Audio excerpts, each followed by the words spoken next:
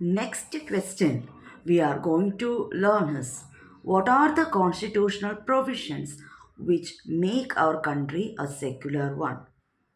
Or interpret the idea of secularism which is mentioned in our constitution. हमारे constitution में secularism के बारे में क्या क्या आइडियाज दिया है, तो वही है नेक्स्ट क्वेश्चन एंड ये पोर्शन बहुत ही इम्पोर्टेंट है.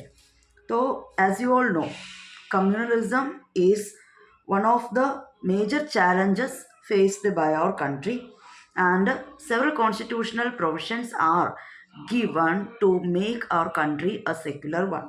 First one, there is no official religion for the Indian state, and that is the definition of secularism too. There is no official religion. For if there is no official religion for a country, then that country is a secular one. So what are the constitutional provisions? First one, there is no official religion for the Indian state. हमारे देश के लिए कोई भी एक official religion नहीं है, जैसे कि बाकी कंट्रीज में है, और एग्जाम्पल्स आपके बुक में भी दिया है. जैसे कि श्रीलंका में बुद्धिज़्म ऑफिशियल रिलीजन है, पाकिस्तान में इस्लाम ऑफिशियल रिलीजन है, इंग्लैंड में क्रिश्चियनिटी ऑफिशियल रिलीजन है, लेकिन इंडिया में ऐसा ऑफिशियल रिलीजन है ही नहीं. Second one, the constitution provides to all its individuals and communities the freedom to profess, practice and propagate any religion और नॉट टू फॉलो एनी.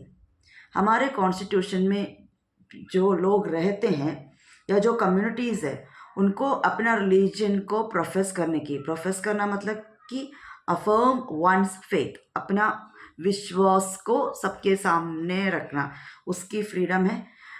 कोई भी रिलीजन प्रैक्टिस करने का फ्रीडम है, एंड अपने रिलीजन के बारे में दूसरों को बताने का फ्रीडम है. कि provides all the individuals and communities to profess, practice and propagate any religion और नॉट टू फॉलो एनी. अगर आपको लग रहा है कि कोई भी रिलीजन फॉलो करना नहीं है, तो वो भी आप कर सकते हो, कोई कंपलसरी नहीं है. And the constitution prohibits discrimination on grounds of religion. Religion के बेसिस पे कोई भी सेपरेशन, डिविजन, डिस्क्रिमिनेशन होना ही नहीं है. That is the third point.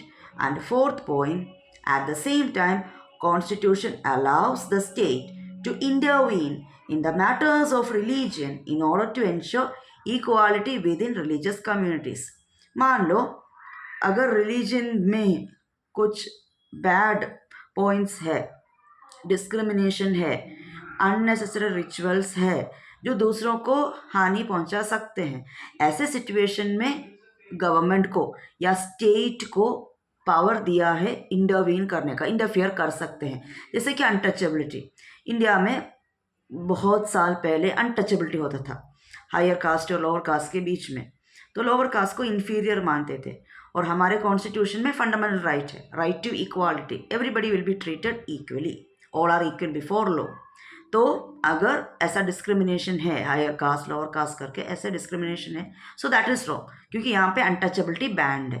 तो ऐसे वाले सिचुएशन में अगर रिलीजन के अंदर कोई डिफरेंसेस है, डिस्क्रिमिनेशन है, अननेसेसरी रिचुअल्स वगैरह होते हैं, तो वो बैन करने की 100% राइट गवर्नमेंट को है. So this is a very very important question. 4 points are given. There is no official religion. Individuals और communities can profess, practice and propagate any religion. No discrimination on the basis of religion. State can intervene in the matters of religion if any kind of bad things are existing within the religion to ensure equality among all individuals. Hopefully you understood this one. Thank you.